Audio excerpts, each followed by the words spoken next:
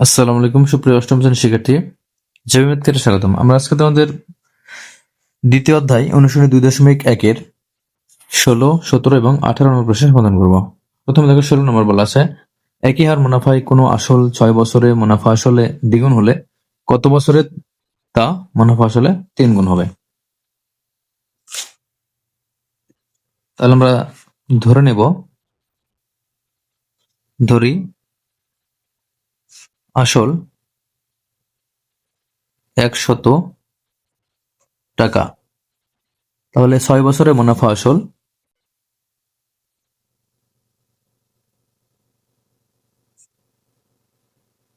সমান, তাহলে এখানে যেহেতু বলা আছে 6 বছরে দ্বিগুণ হবে, তাহলে এখানে হবে 100 গুণ 2 টাকা সমান 200 টাকা। তাহলে 6 বছরে মুনাফা তাহলে কত হবে? 6 বছরে মুনাফা সমান, তাহলে মুনাফা আসল থেকে আসল বাদ দিলে কিন্তু মুনাফা পাওয়া যায়। তাহলে এখানে 200 বিয়োগ 100 টাকা সমান 100 টাকা। তাহলে এবার আবার আসল যদি 100 টাকা হয়, তাহলে মুনাফা আসলে আবার বলা আছে যে, দেখো মুনাফা আসলে 3 গুণ হবে, এটা 3 গুণের কথা বলা আছে, তাহলে আমরা 3 গুণে লিখবো এখন। তাহলে মুনাফা আসল 100 গুণ 3 টাকা, তাহলে শুধু মুনাফা সমান এখানে হবে 300 টাকা। তাহলে শুধু মুনাফা হবে এখানে 300 বিয়োগ আসল যেটা ছিল 100 টাকা আমরা ধরে নিয়েছিলাম, সেই 100 টাকা। এটা বলা আছে 3 গুণ, এই কারণে এটা হচ্ছে 300 হলো। তাহলে 300 টাকা যদি হয় কোনো সময়ে, তাহলে তার আসল মুনাফা আসলে কত হবে?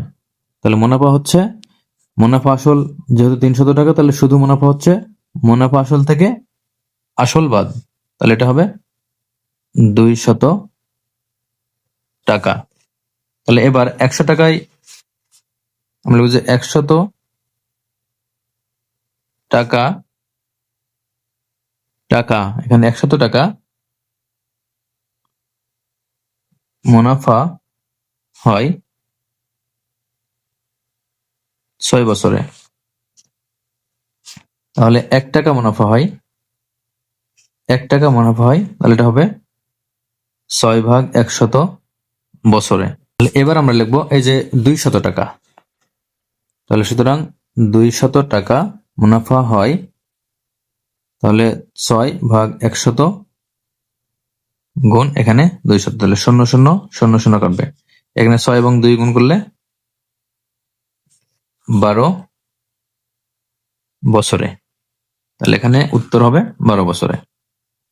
তো এটা হচ্ছে অ্যান্সার। তো দেখো 17 নম্বর বলা আছে, কোন নির্দিষ্ট সময়ের মুনাফা আসল 5,600 টাকা এবং মুনাফা আসলের 2/5 অংশ, মুনাফা মুনাফা বার্ষিক শতকরা 8 টাকা হলে সময় নির্ণয় করো।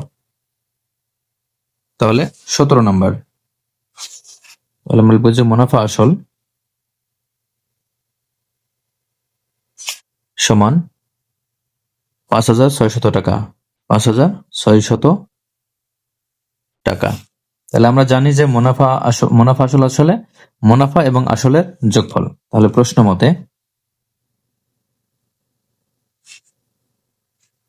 মতে মুনাফা যোগ আসল সমান মুনাফা আসল। তাহলে এবার দেখো মুনাফা দেওয়া আছে, এখানে মুনাফার কিন্তু আসলের সাথে তুলনা করে দেওয়া আছে। এখানে আসলের 2/5 অংশ, মুনাফা হচ্ছে আসলের 2/5 অংশ। তাহলে আমরা এই মুনাফার পরিবর্তে আমরা লিখবো যে আসলের 2/5 অংশ। তাহলে আসলের 2/5 অংশ যোগ আসল সমান মুনাফা আসল।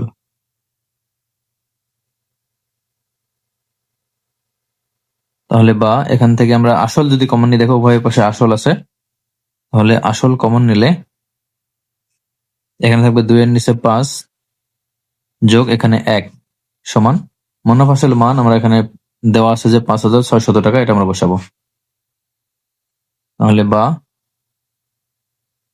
আসল, আর এখানে আমরা লসাগু করবো 5, তাহলে 5 দ্বারা 5কে ভাগ করলে 1, 1 দ্বারা 2কে গুণ করলে 2 যোগ 5 দ্বারা 1 এর সাথে গুণ, তাহলে এখানে 5 1 5 সমান 5,600। বা আসল সমান 5,600, এখানে গুণ, এখানে 5 এবং 2 এবং 5 যোগ করলে হবে 7/5, 2 এবং 5 যোগ করলে 7 আর নিচে 5, তাহলে 7/5 হবে। তাহলে 7/5 আমরা যদি ডান পাশে নিয়ে যাই, তাহলে এই ভগ্নাংশ উল্টে এটা 5/7 হবে। তাহলে এই 5 হবে উপরে, আর এই 5 এবং 2 এর যোগফল এটা হবে নিচে। তাহলে আমরা এখন এখানে যদি ভাগ করে দেখো, এখানে 7 এবং 8 গুণ করলে 56, তাহলে এখানে হবে 800। তাহলে 800 এবং 5 গুণ করলে 4,000। তাহলে এটা কিন্তু আসল। তাহলে আসল আসলো কত? 4,000 টাকা। তাহলে আসল যদি 4,000 টাকা হয়, তাহলে মুনাফা কত? যেহেতু মুনাফা আসল 5,600 টাকা, তাহলে আসল 4,000 টাকা। তাহলে আমরা লিখবো সুতরাং মুনাফা সমান মুনাফা আসল 5,600 টাকা বিয়োগ 4,000 টাকা। তাহলে এখানে বিয়োগ করলে হবে 1,600 টাকা। এটা হচ্ছে মুনাফা। তো এখান থেকে আমরা কি বের করবো? দেখো, এখান থেকে বলা আছে যে সময় নির্ণয় করো। তাহলে আমরা সময় নির্ণয় করবো। এখান থেকে আমরা এটা সূত্রের মাধ্যমে করতে পারি যে আসল পি সমান 4,000 টাকা, মুনাফা আয় সমান 1,600 টাকা। এরপরে মুনাফার হার সমান, দেখো এখানে মুনাফার হার এখানে বলা আছে বার্ষিক শতকরা 8 টাকা, এর মান হচ্ছে 8%। 8%, তাহলে 8%কে আমরা 100 দ্বারা ভাগ করবো, তাহলে 8/100। আমাদের এখানে বের করতে হবে কি? এন এর মান। তাহলে আমরা জানি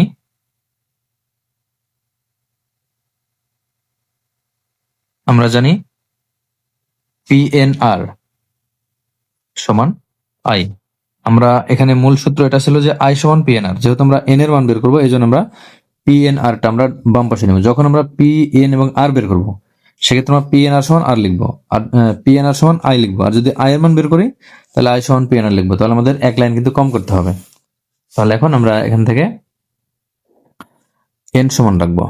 তাহলে এন সমান, দেখো, আই ডিভাইডেড, এখানে পি এবং আর গুণ আছে এন এর সাথে, তাহলে পি এবং আর এখানে ভাগ হয়ে যাবে। তো আমরা এখন এখানে মান বসাবো পি এর এবং আর এর। তাহলে সমান, এখানে আই এর মান হচ্ছে 1,600, পি এর মান আসল 4,000, আর আর এর মান হচ্ছে 8/100। তাহলে এখানে 0 0, এখানে 0 0 কাটবে। তাহলে এখানে 8 দ্বারা 1,600কে ভাগ করলে হবে 200। এবার এই 0 এবং এই 0 কাটবে, তাহলে 4 দ্বারা 20কে ভাগ করলে হবে 5। তাহলে এখানে সব কাটাকাটি পরে কিন্তু অবশ্যই থাকে 5, তাহলে এখানে হবে 5 এন এর মান। তাহলে সুতরাং এন সমান 5 বছর। তাহলে এন সমান 5 বছর বলতে এখানে আমাদের প্রশ্নের উত্তর হচ্ছে যে এখানে সময় নির্ণয় করো। তাহলে আমাদের সময় কিন্তু নির্ণয় হয়ে গেছে। আমরা এখন লিখবো যে সময় 5 বছর, অ্যান্সার। এখন 18 নম্বর। তো দেখো, 18 নম্বর বলা আছে জামিল সাহেব পেনশনের টাকা পেয়ে 10 লাখ টাকার 3 মাস অন্তর মুনাফা ভিত্তিক 5 বছর মেয়াদী পেনশনার সঞ্চয়পত্র কিনলেন। বার্ষিক মুনাফা 12% হলে তিনি প্রথম কিস্তিতে অর্থাৎ প্রথম 3 মাস পর কত মুনাফা পাবেন? তাহলে 18 নাম্বার, এখানে আমরা ধরে নেব যে আসল পি সমান 10 লক্ষ টাকা। 10 লক্ষ টাকা। এরপরে মুনাফার হার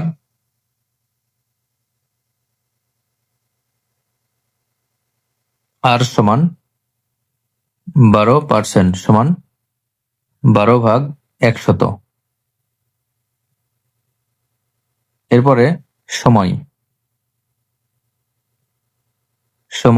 n সমান, এখানে সময় হচ্ছে বলা আছে যে 3 মাস পর কত মুনাফা পাবেন। 3 মাস সময় দেওয়া আছে, 3 মাস, এটা কিন্তু 1 বছর না। কিন্তু এই টাকাটা জমা রেখেছেন 3 মাস অন্তর মুনাফা ভিত্তিক, অর্থাৎ ত্রৈমাসিক মুনাফা। আমরা ত্রৈমাসিক মুনাফা বলতে বুঝি যে এই মুনাফাটা প্রতি 3 মাস পরে কিন্তু যোগ হয়। আমরা এর আগের অঙ্ক যেসব করেছি সেসব কিন্তু বাৎসরিক মুনাফা, আর এটা হচ্ছে ত্রৈমাসিক। অর্থাৎ ত্রৈমাসিক বলতে আমরা এখানে বুঝে নেব যে 3 মাসে 1 বছর, এটা ধরে নিতে হবে। তাহলে এখানে যেহেতু ত্রৈমাসিক বলা আছে এবং 3 মাসের কথাই বলা আছে, তাহলে এই জন্য আমরা এখানে এন এর মান লিখবো যে 3 মাস ভাগ 12, এটা আমরা বছরে নিয়ে আসবো। যেহেতু 3 মাস ছিল, তাহলে 3 মাসকে আমরা বছরে যদি নিয়ে আসি, যেহেতু এন এর মান বছর, তাহলে বছরে নিয়ে আসতে হলে কিন্তু এখানে 12 দ্বারা ভাগ করতে হবে। এই জন্য আমরা 3/12 বছর লিখলাম। তাহলে এখানে কাটলে কত হবে? 4। তাহলে উপরে 1 থাকবে, নিচে 4, তাহলে 1/4 বছর। তাহলে আমরা এখান থেকে বের করবো কি? এখান থেকে আমাদের বের করতে হবে মুনাফা, বের করতে হবে। তাহলে এই জন্য আমরা লিখবো যে আমরা জানি